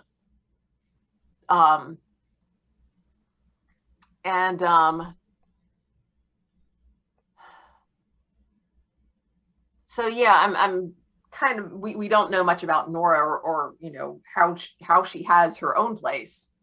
Yeah. Right. And of course, my big thing is I don't think much of Nora because she has a baby pig she has a baby pig, period, in the city. No, that's not good. That's not healthy for a baby pig. I mean, for a baby pig, but they're going to grow up. They don't stay teeny tiny. Right. They don't. They just don't. They get the size of almost cows, and sometimes more than cows, depending on what kind of cow. I mean, pigs are freaking big animals. They don't stay that size. Oh yeah. And yeah, So well, maybe she's not planning on keeping it as a pet forever. You know what I'm saying? That's fine. Maybe Nora likes breakfast foods too. She doesn't seem that big on planning. That's true. It seems like she's big on pig, and that was as far as she went with it. She bought the pig because she thought it was a cute pig, and that was literally the last time she thought about it. Or she traded some drugs for it. Yeah. Somebody, I can't pay you in money, but I have this pig. Okay, give me the pig. Yeah. So, yeah, just interesting characters the whole way through. I like it a lot. It's very character driven. I like it's hard. How can you not like Mike? I know, he's such a likable character. He is. He's and he's engaging and yet not perfect. Exactly. But he's hopeful, and he tries, and he's overconfident, and he thinks he knows he's got it. He thinks he knows what he's doing. Well, and a lot of the time he does know what he's doing. That's another. I mean, he does have. But not. He does have a lot of things figured out. Kind of a control freak, but not in he's trying to control his life, and sort of the story is about sometimes you can't do that. And he's trying to mentor, somebody he sees as possibly a younger version of himself, and no. Yeah, he's a nice guy. He's a likable guy. He cares about he at least tries to do the right thing, and he's smart, but not like a genius. Obviously, he has a lot of street smarts and knows his way around certain areas, but at the same time, like you said, he's not quite he's not as on top of things trusting as he thinks he is. So I mean, but he's a great character. He's a great character. And again, in that way, like I was when we were talking about the acting, like not in a sort of traditional cliched like mainstream Hollywood movie type of way. It's hard to pin him down to a type. And actually the whole movie is good like that. It's difficult, like it's you can describe this movie in very superficial ways. You can say like, oh, it's about male strippers, or oh, it's about this guy who meets this other guy and he kind of takes him under his wing, and blah, blah. Like you can describe it, but it's really Yeah. hard to do justice to the movie in a brief description. If you're Yeah. trying, if someone says like, what's so great about Magic Mike? Why do you like that movie? Like that's kind of like a conversation. You can't just say, oh, Yeah. because and like it's a difficult movie to put into a box, and I think that's something I really liked One of its about it. strengths. Yeah. Yeah. And for as heteronormative as it is, um, it's really not it pushes back against toxic masculinity Yeah. very strongly, because everything we like about Mike is like it is not that. It's not stereotypically masculine because he's kind, he's gentle. He's not super protective of anybody. He's not the protector. He is a mentor figure, but not not a protector. Yeah. He's not the bulwark. He's trusting. He's hope. I mean, all these sort of not traditionally masculine values, and that's why those qualities are good qualities in a man, and they're why we like them. Yeah, absolutely. Absolutely. And Jason was right. He would have been a good Superman. Well, maybe he still can be. Maybe Who I mean, knows? he ain't exactly ready for the to be sent out to pasture yet. Christ, And if there are so many different. We haven't had an aging Superman story yet. that's true. And I mean, shit, if Harrison Ford can still make Indiana Jones movies and he's like fucking 80 million years old. Yeah. But Go ahead. I'm not sure Harrison Ford can make good Indiana Jones. Well, we'll see. We'll see. We'll see. He's making Are they another doing one. another one? Yeah, they're shooting it right now. Yeah. Indiana Jones, We'll and I see. don't know what the subtitle is, but yeah, they're shooting it right now. Mm. And the reason I know it is because I saw people on Twitter were talking about it a couple weeks ago. He hurt himself on the set again. That's like it's like a rite of passage for a Harrison Ford movie. Like, oh, he hurt himself on the set again. Everybody. So Caitlin says, if I were in her position, I'd have been a bit intimidated there. See, so that's I almost said that's my problem. It's not really a problem actually, because like I was like, yes, he was being, he was arguing with her, but I don't think argument has to mean toxic masculinity, and he was being aggressive. But I don't think aggression has to be necessarily masculine, and he was upset, and that's understandable. And I wouldn't have been intimidated by that, but like I'm 6'1" and almost 200 pounds. I'm just not used to being intimidated by guys. Yeah. So I mean, it takes like, and I don't think it was framed as that. Like, he certainly wasn't trying to intimidate her. He was having feelings. Yeah, I didn't think he didn't expressing his feelings and not Right. being very successful with that. Yeah, he And wasn't I'm like, trying so to be in that intimidating. case, that scene can be read as toxically masculine or anti-toxically masculine. So, Yeah. Jesse Gender. Oh, we were just. Hi, Jesse.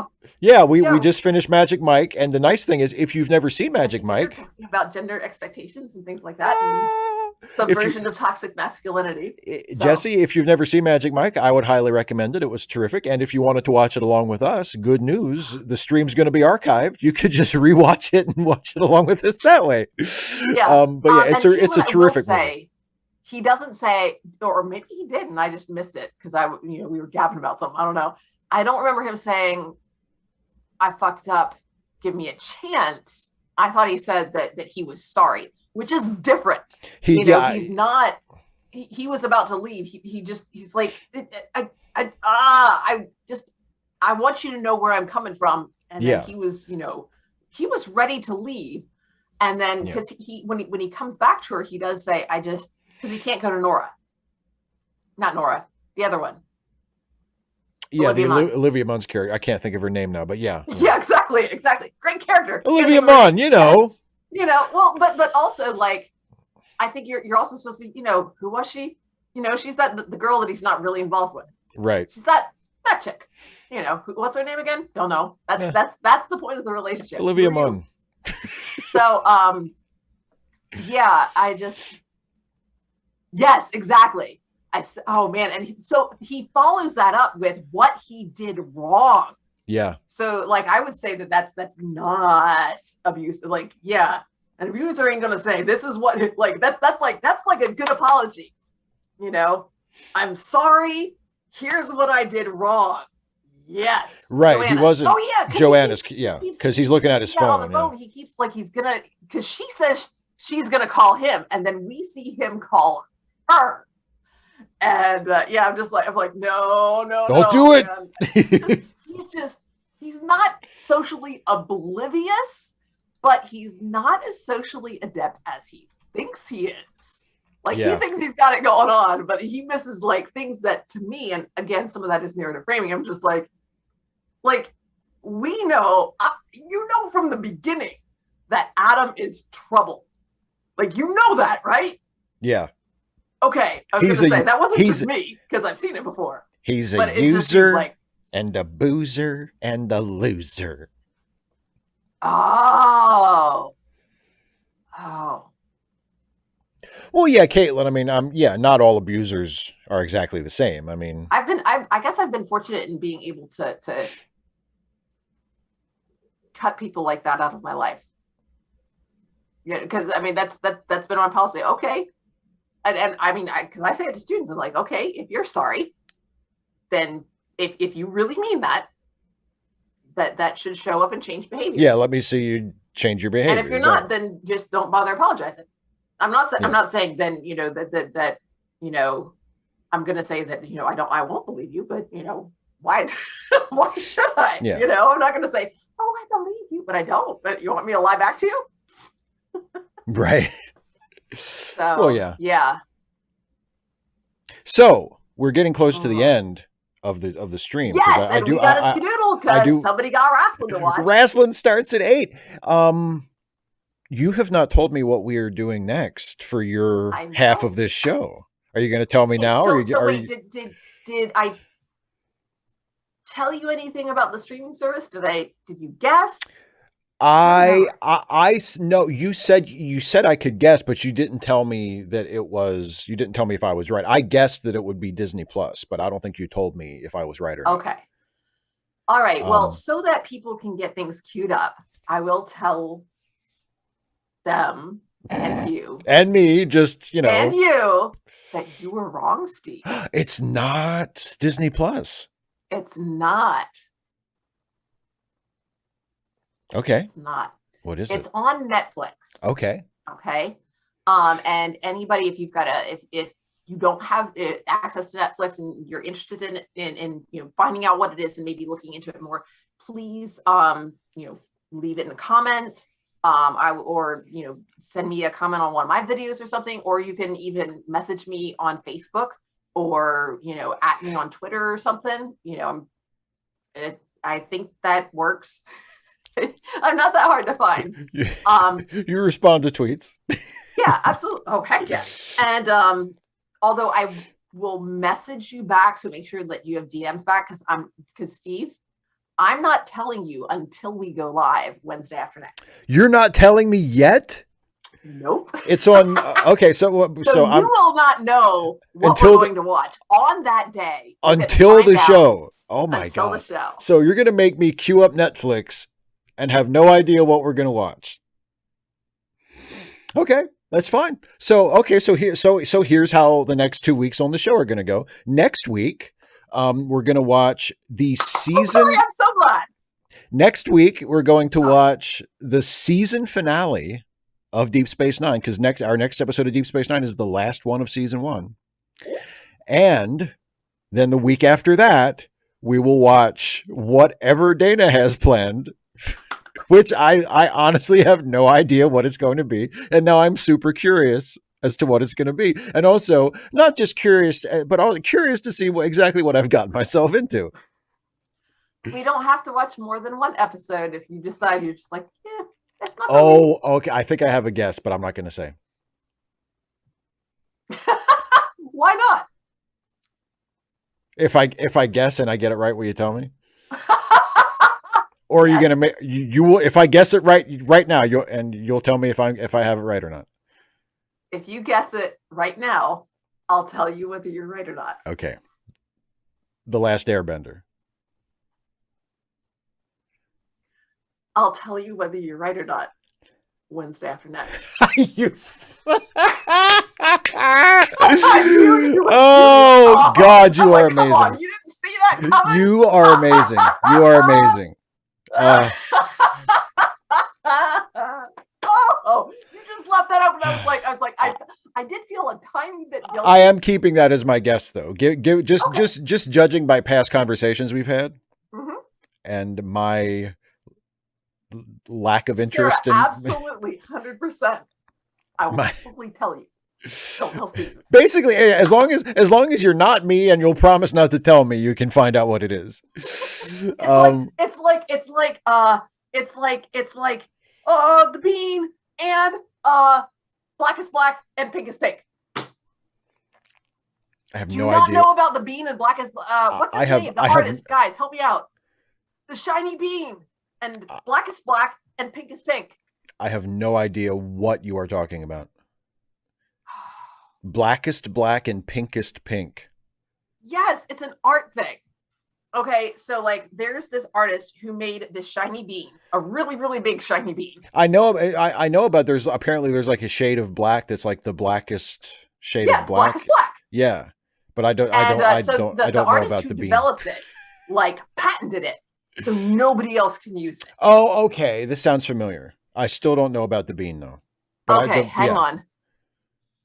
And there was another artist who, okay.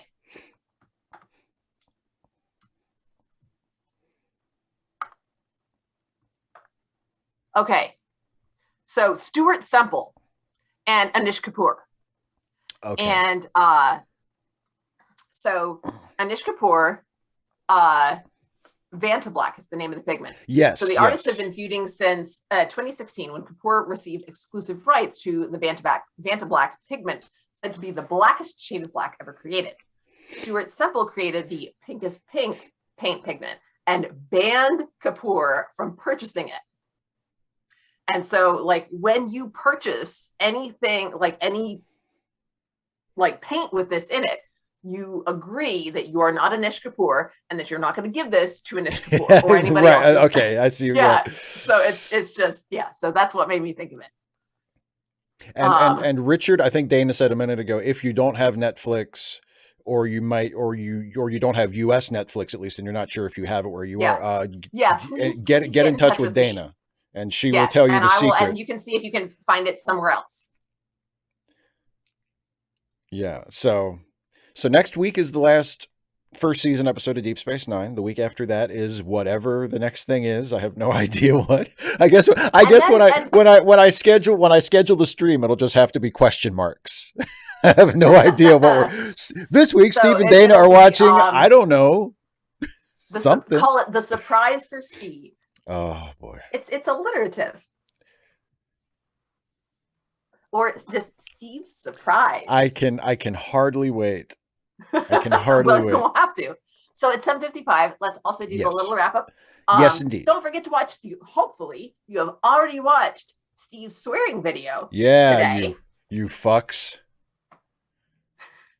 There you go. It's just lots of that, lots of cussing. It's just nonstop. And Steve has put together one of my videos for tomorrow. Yay! I need to write a description for it. And then we'll be back on Friday, right? Yes, for Read Away, absolutely. For the next chapter of The Other Westmore. The Other Westmore. Ta-da! And then more stuff next week as usual. Yes, indeed. More stuff next week as usual. So yeah, and Sarah asks if we're going to do all of Deep Space Nine. I'm actually, I mean, we can talk it over a little. Lot. Well, we can talk it over later, but I'm considering maybe after we finish the first season of DS9, maybe jumping around a little bit. Sure. Just I would be fine with that. Maybe if we wanted to do like you pick. Yeah. So like good. Find this one, okay? Yeah, because as much as I love Deep Space Nine, like if you and I were just watching it, doing a watch through together privately, like we could watch an episode or two a day, like every day, and we'd be through it in no time. Watching an episode every 2 weeks, which Yeah. it's going to take 7 years to get through the whole thing. So, Maybe by that time, I'll actually have people commenting on my videos. so maybe So we'll jump Caitlin, around a little bit, but I haven't decided yeah, yet. Caitlin, you can message me on Facebook, but you can also, if you have a Twitter account, you can just at me on Twitter and I'll DM you, because I'm not going to put it out in public. And does YouTube have a messaging system? They used to, but not really. Not anymore. Not really. No. Okay. Or just leave me a comment or something and let me know how to get in touch with you, whether it's via email or whatever. Yeah, any of that's fine. I'm trying to think if there's like email, Facebook, Twitter. Oh, you can go to my blog and leave me a comment and there say, you go. Don't post this, and like give me your email in a blog comment, and I won't post it, and then I can email you just from my regular email account, and then I'll email you the answer, which you have to promise not to tell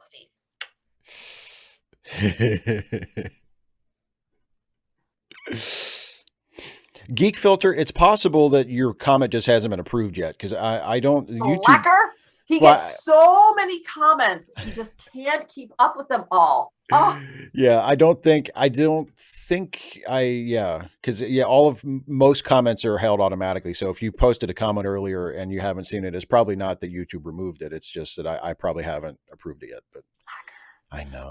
Caitlin, I don't know if my email is posted on my YouTube, but my blog is and my Twitter is. There's like go to the about and there's some links there. And I know also Goodreads. So yeah, I think it's so you're accessible. Blog, Twitter, Goodreads, maybe my Facebook. I think there's 4. So all right. Well, I can't wait to finish off season 1 of Deep Space Nine next week, and then I can't wait for the week after that to find out what the next thing is. And we'll see everybody on Friday for the next read away for the next chapter of The Other Westmore. So there we go. Oh, wait, one more thing. More thing. Don't forget, check the description for the charity links. The charity links. Yes. Very thank you. Thank you very much for who have needs and who could use some help. There you go. Help them out if possible. Please. All right, everybody. I'm going to go watch some wrestling. I'm going to try to get some writing done. Good for you. Good for you. Well, the attempt counts. No, it doesn't. But sure it does. Without the attempt, there is no writing. So I guess it's not nothing. Exactly. Bye, everybody. Thanks so much. Thanks for watching Magic Mike with us, everybody. See you next time.